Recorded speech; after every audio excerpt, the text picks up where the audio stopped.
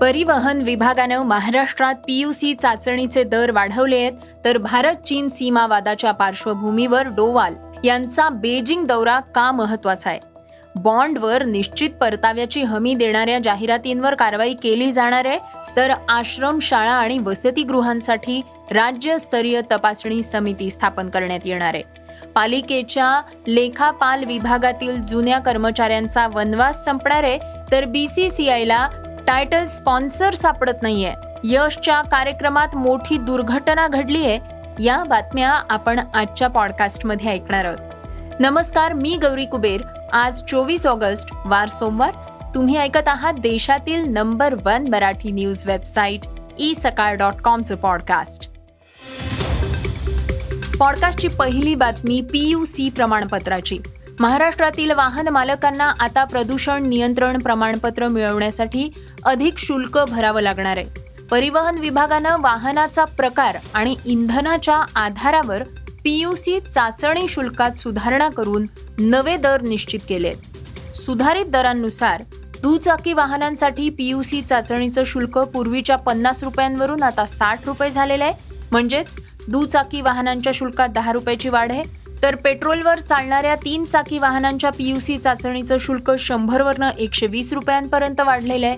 तर petrol, CNG आणि LPG वाहनांसाठी नवे दर 140 रुपये इतके आहेत. यापूर्वी या वाहनांसाठी शुल्क 125 रुपये होतं. डिझेल वाहनांसाठीच्या PUC चाचणी शुल्कातही आता वाढ करण्यात आलेली आहे. वाहन मालकांना यासाठी पूर्वीच्या 150 ऐवजी 180 रुपये भरावे लागतील. ही डिझेल वाहनांच्या PUC शुल्कातली 30 रुपयांची वाढ आहे. परिवहन विभागानं सर्व PUC केंद्रांना सुधारित शुल्क दरांचा तक्ता ठळकपणे प्रदर्शित करण्याचे निर्देश दिले आहेत. पॉडकास्टची दुसरी बातमी ऐकूयात अजित डोवाल यांची. राष्ट्रीय सुरक्षा सल्लागार अजित डोवाल हे भारत चीन सीमा प्रश्नावर त्यांचे चीनी समकक्ष वांग यी यांच्यासोबत होणाऱ्या विशेष प्रतिनिधींच्या चर्चेत सहभागी होण्यासाठी सोमवारी बेजिंगमध्ये दाखल होणार आहेत. दोन्ही देशांमधील विशेष प्रतिनिधींच्या चर्चेची 25वी फेरी मंगळवारी होतीये. ही चर्चा महत्त्वपूर्ण आहे कारण 12-13 सप्टेंबर रोजी ब्रिक्स शिखर परिषदेसाठी चीनचे राष्ट्राध्यक्ष शी जिनपिंग यांच्या नवी दिल्ली दौऱ्यापूर्वी ती होतीये.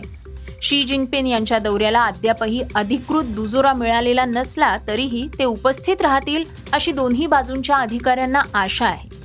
ही चर्चा अशा वेळेत होतीये जेव्हा भारत आणि चीन प्रत्यक्ष नियंत्रण रेषेवरील तणाव कमी करण्याचा आणि लष्करी संघर्ष निवळण्याचा प्रयत्न करतायत. विशेष म्हणजे 2020च्या जूनमध्ये गलवान खोऱ्यात झालेल्या हिंसक संघर्षानंतर दोन्ही देशांमधले संबंध मोठ्या प्रमाणात बिघडले होते, ज्यानंतर भारत आणि चीननं पूर्व लडाखमध्ये मोठ्या संख्येनं सैन्य आणि लष्करी सामग्री तैनात केली होती. पॉडकास्टची तिसरी बातमी गुंतवणुकीबाबत. बाजारात गुंतवणूक करताना प्रत्येक गुंतवणूकदाराला सुरक्षित आणि चांगल्या परताव्याची अपेक्षा असते. आजकाल डिजिटल प्लॅटफॉर्म आणि सोशल मीडियावर अशा अनेक जाहिराती दिसतात ज्यात बॉन्ड गुंतवणुकीवर हमी किंवा निश्चित परताव्याचा दावा केला जातोय. या मोहक दाव्यांना बळी पडून अनेक लोक विचार न करता आपल्या कष्टाचे पैसे गुंतवतात.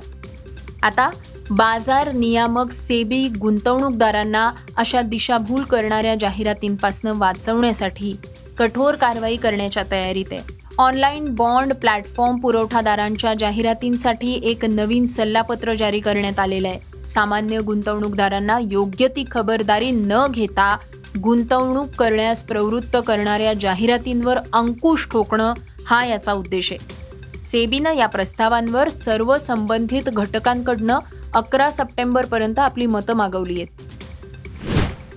पॉडकास्टची चौथी बातमी ऐकूयात आश्रमशाळांची.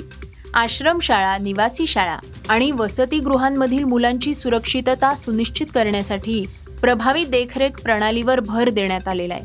राज्य बाल हक्क संरक्षण आयोगाच्या बैठकीत बाल सुरक्षा, आरोग्य, शिक्षण, स्वच्छता, अन्न व पाणी आणि बाल हक्कांशी संबंधित मुद्द्यांचा आढावा घेण्यात आला. या बैठकीत आश्रमशाळा आणि निवासी संस्थांमध्ये बाल सुरक्षा तपासणी लागू करण्यावर चर्चा झाली.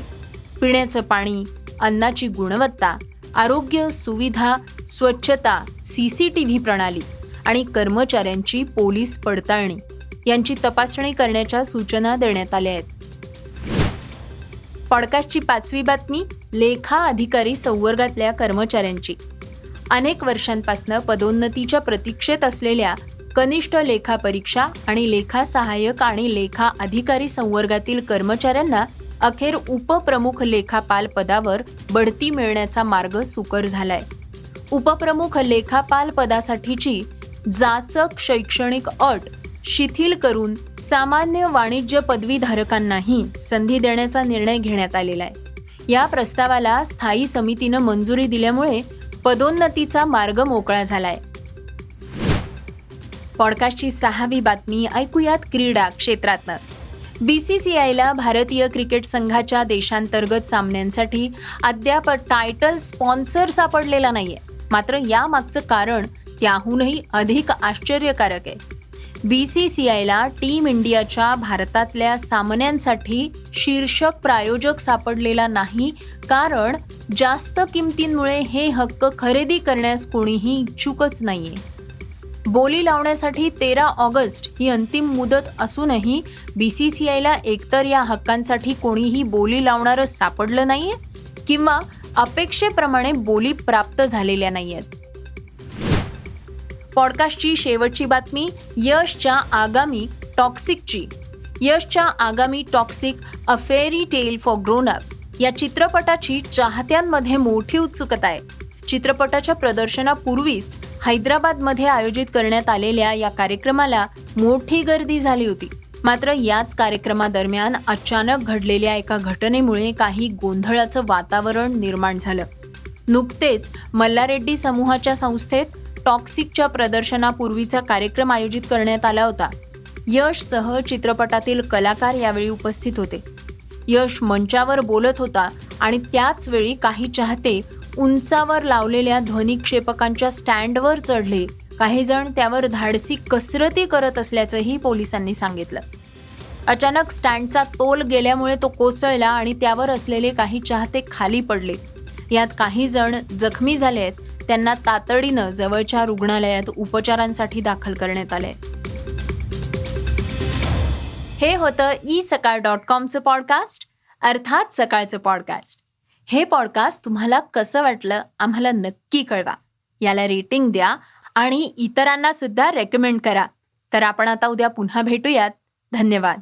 Script and research Vrushal Karmarkar.